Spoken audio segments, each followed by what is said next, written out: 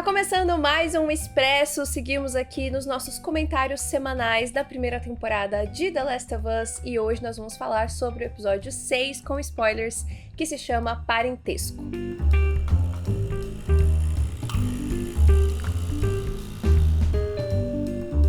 Oi pessoal, eu sou a Nathalie. Eu sou o Arthur. E se você está chegando aqui encontrando o Tênis Verde pela primeira vez, seja muito bem-vindo e não deixa de seguir a gente aí no seu agregador de podcasts favorito para não perder toda semana as nossas análises aqui dos episódios de The Last of Us e outros episódios sobre outros filmes e séries que a gente comenta sempre por aqui. E aproveita para seguir também a gente nas redes sociais, @TênisVerdecast, no Twitter, no Instagram e no TikTok principalmente.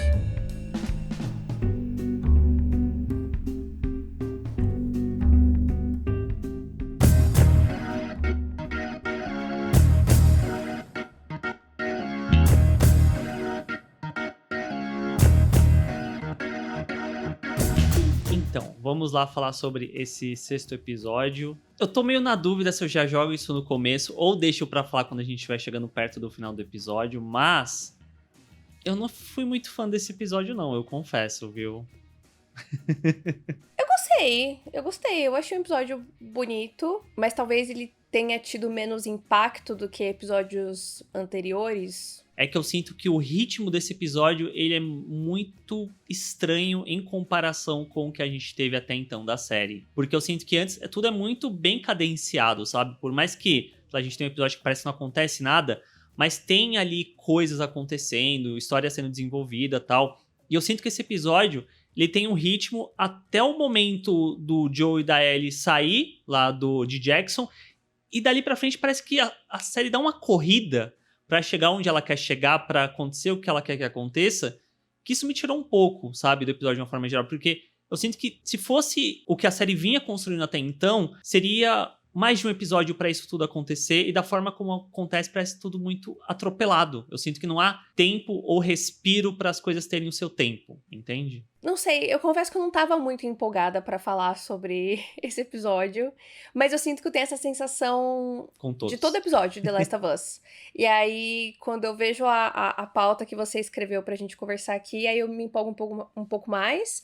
E aí, sempre conversando, eu consigo gostar mais. Uhum. Porque eu acho que pela série ser sempre nessa coisa mais comedida, digamos assim, e muito triste, né? Às vezes eu termino o episódio e fico tipo, tá bom, mais uma semana de tristezas, mais uma semana andando pra lá e pra cá, e depois, quando eu vou refletir sobre o que aconteceu, que eu fico, não, pô, legal. Mas eu gostei que esse episódio, pelo menos ele foge um pouco dessa coisa de, a gente vai ter que conhecer e perder alguém no episódio. Eu achei esse um episódio um pouco mais positivo em alguns aspectos, então eu achei isso interessante, apesar de ter um final um pouco, né, preocupante ali.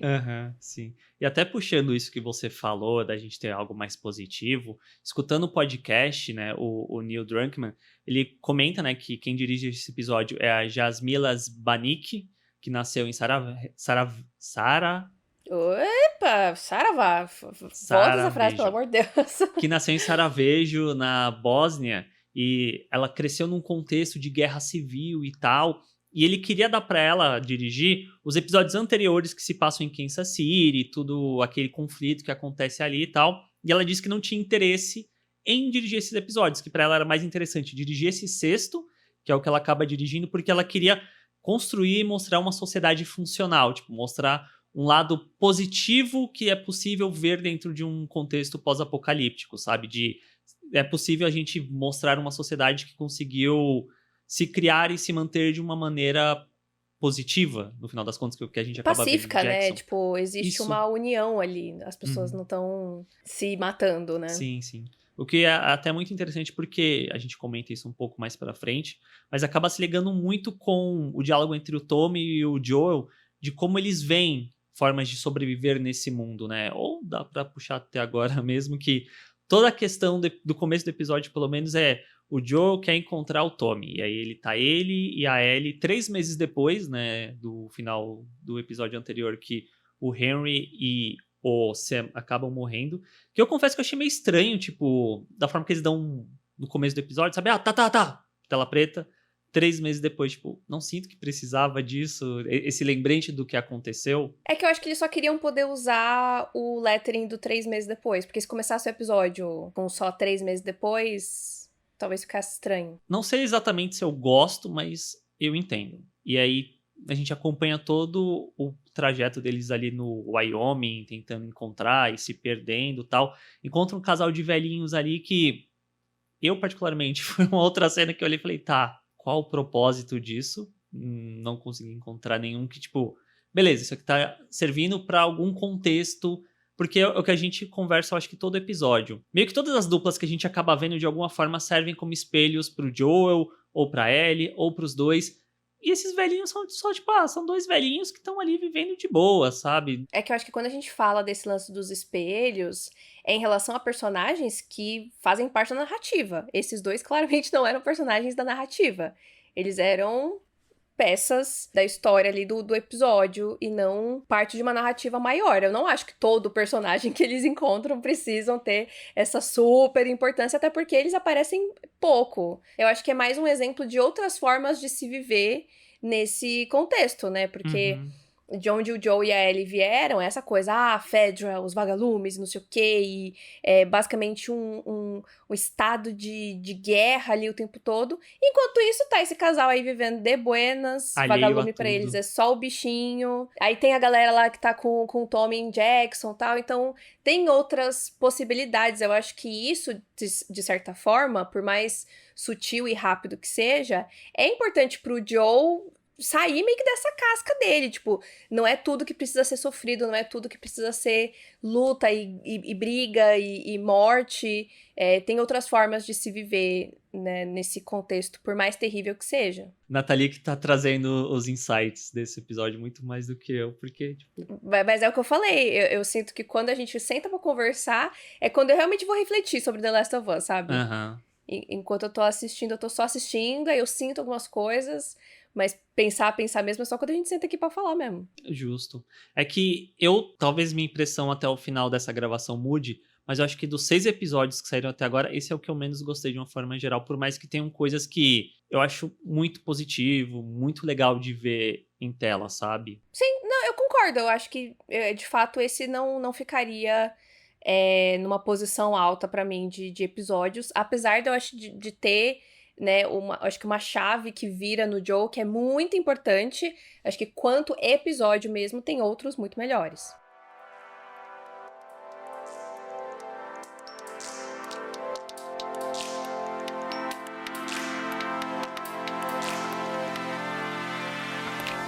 E aí eles estão lá andando na neve, que inclusive é um detalhe que eu gosto, né? Porque eu sinto que tudo que a gente vinha vendo até então era muito urbano, era muito, tipo, cinzento, pós-apocalíptico e tal, meio escuro.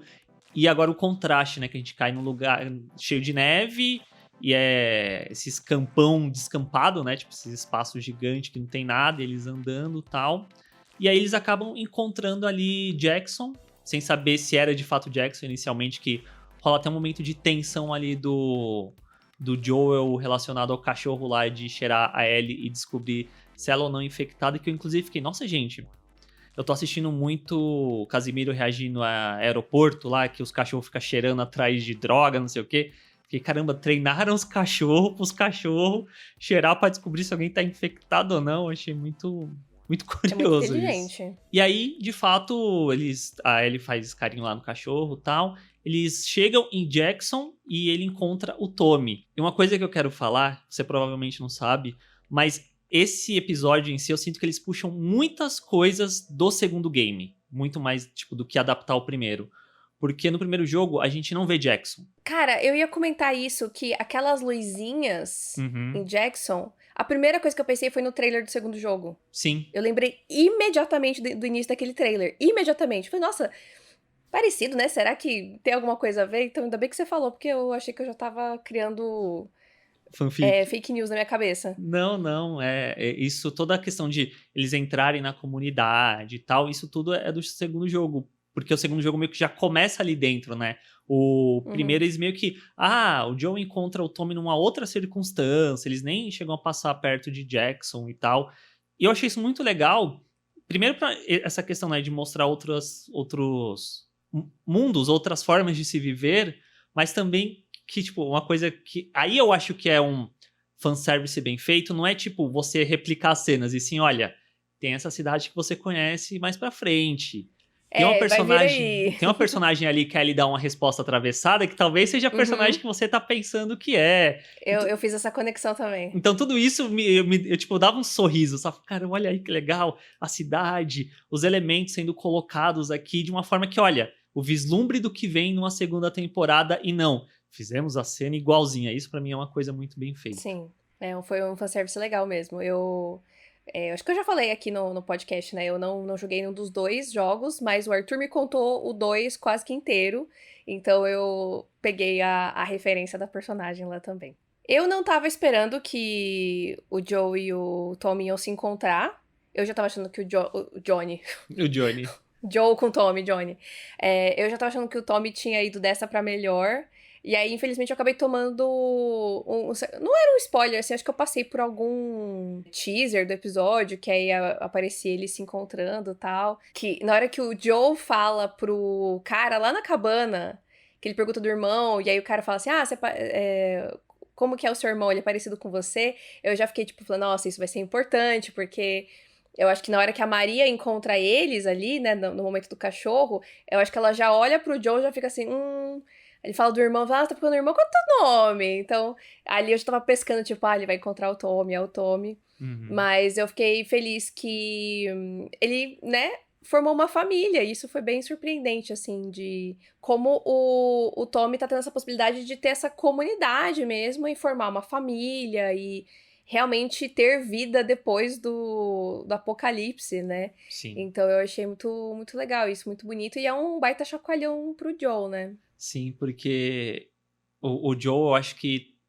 Eu não sei se eu usaria a palavra fica ofendido, mas com certeza bate num lugar muito pessoal pra ele, sabe? De tipo, é eu e meu irmão aqui, juntos, sobrevivendo no apocalipse e tal. Só que o Tommy não é o Joel. E a gente vê que, tipo, Sim. o Joel tava na mentalidade pura de vou proteger quem eu quero proteger, que é a minha filha e o meu irmão. Tanto é que, voltando lá no primeiro episódio, tem muita questão deles estarem ali no carro, né? E o Tommy fala, não, vamos parar, vamos ajudar essas pessoas que estão aqui. E o Joe, não, vambora. E aí a gente vê que, tipo, passado todo esse tempo, o Tommy foi fazer outras coisas. Tipo, ele foi se juntar lá com a Fedra, depois foi com os vagalumes, e aí agora chegou em Jackson, porque ele tá procurando alguma coisa além. Tipo, ele tá procurando encontrar uma forma de sobreviver que não seja a mesma do Joel. Eu acho que nesse processo dele tentar encontrar alguma forma de continuar vivendo, ele seguiu em frente. Tipo, a vida foi acontecendo pra ele. Ele conheceu a Maria, eles se casaram, eles vão ter um filho. Eu acho que o Joel morreu quanto pessoa no momento que a Sarah morreu junto. E por mais que a Tess fosse a pessoa ali com ele, ainda assim ele estava preso naquele momento. Tanto é que tem muito esse simbolismo do relógio que ele carrega que tá parado no tempo, né? Eu acho que a Ellie entrar na vida dele é meio que ele tendo que tentar seguir em frente, ele meio que tentar viver novamente. E ele encontrar o Tommy, que acaba sendo muito esse ponto de eu quero me livrar dessa garota porque sentimentos, eu quero me livrar dessa garota porque eu acho que eu não vou conseguir proteger ela, e ele se depara com um irmão que, tipo, também tá seguindo em frente, e ele parece que é o único que quer retroceder, mas ele não consegue por todas as circunstâncias que estão ao redor dele. Sim, eu acho que a gente até chegou a comentar na semana passada, se não me engano, sobre essa questão da personalidade diferente dos dois, né? Ele descreve muito... O Joe descreve muito o Tommy como que quer bancar o herói e tal, e a gente falou sobre isso, né? Que o Joe, ele tem esse instinto, mas de uma maneira meio distorcida, meio sombria, meio egoísta. E eu acho que é isso, eu entendo que a dor que ele passou é muito grande, mas ele se fecha completamente para qualquer possibilidade de andar para frente com isso, né? Uhum. E eu acho que o Joe, ele se apega muito numa culpa, não só de não ter protegido a Sarah, mas das coisas que ele fez. Eu sinto que ele não se acha digno de ter uma vida feliz, de seguir em frente, de Ter uma viver segunda alguma outra chance, né? coisa, de deixar pra trás essas coisas que ele já fez, por mais que ele diga que, eu não faço mais isso, tal, eu acho que ele não se acha no direito de ser feliz. Sim, eu concordo. Muito dessa questão dele acaba meio que servindo pra dar esses gatilhos desses ataques de pânico que ele tem nesse episódio, né? Sim, De você ver que, tipo, é esse medo paralisante de que, de novo, essa culpa, esse sentimento de falha que acompanha ele todo momento, dele não conseguir proteger aqueles que ele precisa proteger, e vai deixar isso acontecer de novo com a Ellie, de tipo, ele vai se permitir se aproximar dessa garota pra só perdê-la daqui a pouco, tal qual ele falha constantemente em vários momentos da vida, e eu acho que o que é mais triste não é só nesses momentos, mas também nos sonhos dele, sabe? Tipo, ele é um personagem que não tem sim, descanso em lugar nenhum. Isso eu acho que é muito triste em relação ao personagem, sabe? sim. Mas eu acho muito interessante eles terem colocado esse lance do sonho, porque de fato, eu acho que o Joe, ele parece ter uma característica de que ele não quer enfrentar algumas coisas. Tipo, toda vez que tipo, ele pede pra Ellie não falar da Tess, quando ela vai falar da Sarah, ele fala, não fala sobre isso. Ele se fecha nesse sentido de cutucar essas feridas dele. Só que não adianta você fugir, não adianta você não falar. Isso tá aqui dentro. E aí o seu subconsciente, ele fica livre na hora que você tá sonhando, né? Sim. Então não adianta. É mais fácil você enfrentar os seus demônios quando você tá acordado e realmente tentar mudar isso, melhorar isso, do que você viver numa dor constante e nessa culpa constante, né? Você não vai estar livre nem dormindo. Pra mim, eu acho que é muito forte a sequência que, de fato, o Joe acaba se abrindo pro Tommy, sabe? Tipo, ele Ai, expõe sim. essa fragilidade dele. E assim, tava adorando o Pedro Pascal, não tinha nenhuma reclamação relacionada ao Joe dele. Mas é nesse momento que ele entrega ali o drama, o choro, tal. Olha aí, Pedro Pascal, a escolha Ele é ótimo. do pai sofrido, sabe? Tá aí, tá imbuído. Ele é um cara falho, ele é um cara que tem medo. E eu Sim. acho que esse é um momento que eu gosto muito, que mostra que, sim, ele tá se importando com a Ellie e por isso é tão doloroso pra ele, tudo isso que a gente tá vendo também. E aí é isso que você falou. Ele não quer lidar com isso. Só que aí, no processo dele não ter que lidar com isso, ele precisa se abrir com o irmão pra falar o que tá acontecendo, pra talvez fazer o irmão, tipo, foda-se que você vai ter um filho, vai, segue essa garota, não sei o que tal. Que acaba também caindo num lugar pro Tommy pensando, tá, talvez eu tenha que fazer esse sacrifício para que minha mulher e o meu futuro filho tenham um futuro Sim. com a possível cura tal. Mas aí depois acaba não indo pra frente, né? Como a gente vê mais perto do final do episódio. Mas eu acho que é uma cena muito tocante e muito importante pro desenvolvimento do Joe. É nesses momentos que a gente vê o Pedro Pascal que a gente conhece, né? Tipo, o Joe, ele se coloca nessa casca dura tão grande que aí a gente acaba não vendo essas nuances do trabalho dele. Mas o fato dele ficar tão durão o tempo todo mostra o quanto ele é bom, porque ele, na vida real, é uma florzinha, né? Sim, sim. Mas eu achei muito linda essa cena e eu acho que também, eu não sei se eu tô inventando coisa, mas eu sinto que rola também uma coisa meio. Não é necessariamente. Eu não acho que o Joe sofre de masculinidade tóxica, mas eu acho que tem um pouquinho desse lance de você é homem, você tem que ser forte, você tem que proteger e você não pode demonstrar sentimentos, né? Isso já é uma característica muito forte do machismo enraizado em todo mundo, né? Que Sim. mulher é emocional demais e homem não tem.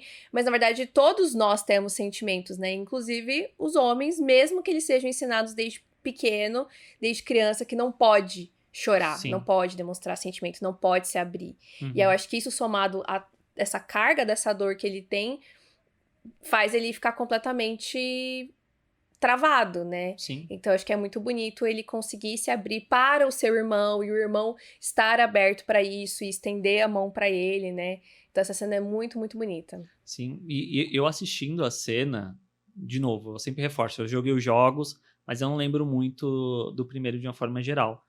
Mas vendo essa cena, eu sentia muito a gente tá trazendo essas nuances para esse personagem, mostrando que há sentimentos dentro dele, porque no jogo eu não lembro disso relacionado ao Joe, sabe? Mas no segundo, isso acaba sendo explorado de uma forma melhor, desses sentimentos, das escolhas dele. Tem até uma fala específica no segundo jogo que abre questionamentos relacionados ao personagem que todo mundo achava que era uma coisa e poderia não ser. E aí, eu vendo essa cena, pra mim era, olha, estão mostrando isso de uma maneira desde o começo, que é o que eu sinto com a série, vamos deixar essa história que vai ser adaptada como um todo muito mais coesa. Tipo, vamos pegar os elementos que a gente só foi trabalhar depois e já colocar aqui.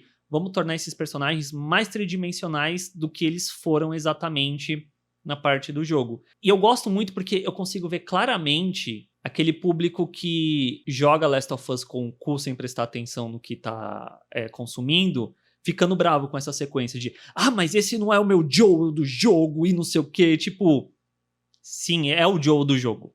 Só que eles estão fazendo ele de uma forma muito mais profunda. E isso eu acho incrível. Se o Nerdola tá incomodado, eu tô feliz.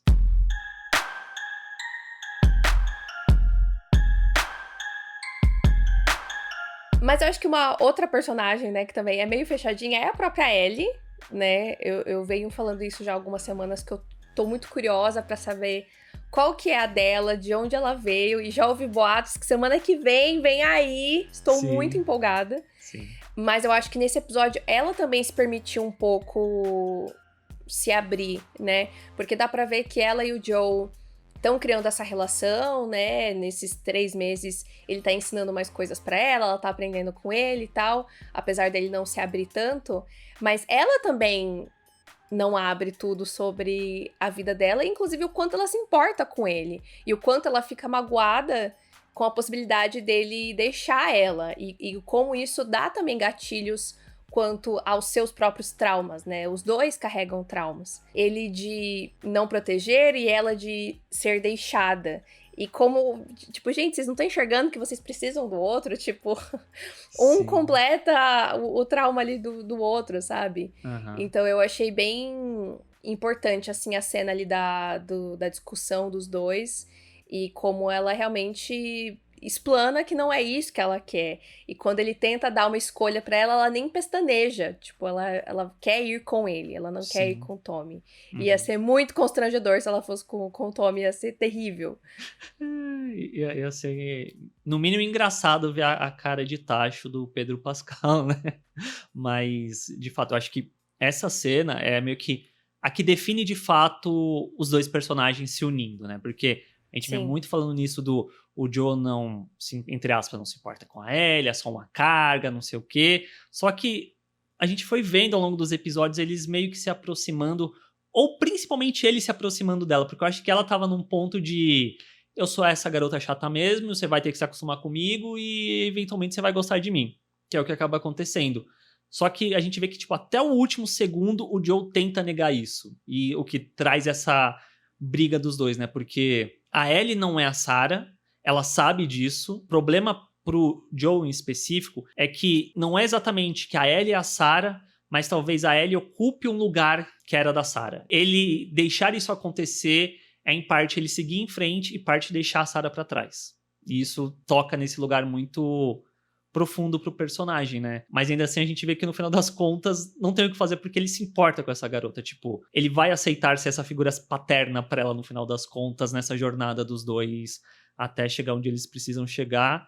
E aí daí que eles partem, que é uma coisa que eu acho legal, né, de rolar essa proximidade deles, que aí eu sei que não, mas parece meio de eu sou o Joe, vem cá, vou te ensinar a atirar, vem cá, vamos falar sobre quando eu era arquiteto, não sei o que, tipo, parece, sabe, virou a chavinha, virou outra coisa.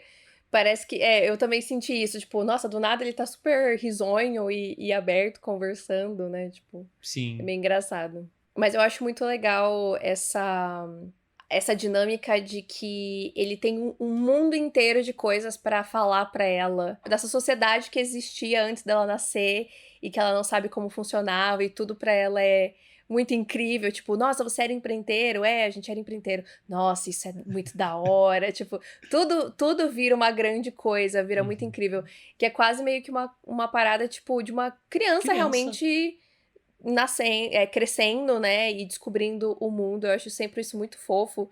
Eu gostei muito, inclusive, dos momentos dela ali em Jackson, dela né, vendo como as coisas funcionam e perguntando se era assim que as coisas eram antes, ela indo lá tomar banho, aí recebendo o coletor menstrual e vendo como que funciona, ela lendo o diário de alguma garota, né, alguma adolescente que morava ali, e ela falando, nossa, era só... essas eram as preocupações dessa garota, tipo, roupa, garotos e... Parece tão isso? mundano, né, dado o contexto em que eles Exato. vivem. Mas eu achei isso muito interessante, porque realmente tudo isso realça, né, ressalta o quanto a Ellie é diferente, assim, sabe? É um negócio muito pesado você nascer nesse universo, né? Então eu tô muito ansiosa pra semana que vem. Muito ansiosa pra semana que vem. Quero muito, muito saber as origens aí dela. Acho que vai ser um episódio muito foda. E você falando muito sobre isso de... Provavelmente é o nome do próximo episódio, inclusive. Dessa questão da Ellie e ela ser deixada pra trás e ela perder as pessoas, que rola a briga dos dois e tal. Tanto o nome da DLC, que vai ser a inspiração pro próximo episódio, é Left Behind, tipo, é deixado para trás. Então, tem muito essa questão relacionada à personagem. Eu até peguei aqui, eu não sei exatamente o quanto eles vão puxar disso, mas tem um HQ de The Last of Us também, se chama Sonhos Americanos, que também tem a história relacionada a Ellie, sabe? Tipo, tem HQ, tem o DLC do jogo, e aí eu imagino que o que a gente vai ver no episódio talvez seja uma amálgama dos dois, indo até um pouco além. Eu acho que eles talvez tragam até outras coisas que a gente não viu ainda relacionada à personagem. E o gancho final, o que você achou do Pedro Pascal lá sendo transpassado? Eu não esperava, com certeza. Entreguei pra Deus, né? Eu não faço a menor ideia. Ainda mais se o próximo episódio for só flashback, talvez a gente só veja o que aconteceu com ele daqui 2 semanas. Talvez. Não sei se eles vão segurar tanto assim, mas eu não eliminaria essa possibilidade. Eu tenho guardado assim no meu coração uma lembrança de jogar o jogo, isso acontecer com o Joe, só que não acaba acontecendo de uma outra forma. E aí quando a gente meio que tipo, dá uma tela preta, na hora que a gente volta a jogar, a minha sensação de desespero, de eu não acredito foi tipo gigantesca. Só que eu não quero falar exatamente o que é pra não dar spoiler. É isso, gente. É isso. Deus no comando. Pra quem não jogou, tem que segurar essa ansiedade aí até semana que vem ou até a outra semana ainda.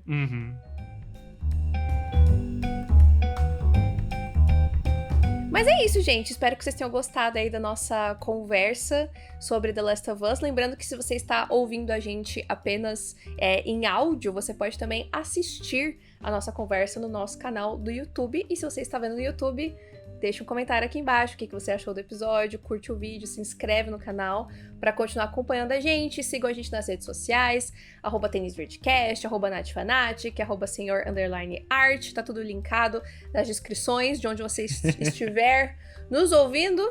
E é isso, nos vemos no próximo episódio. Tchau, gente.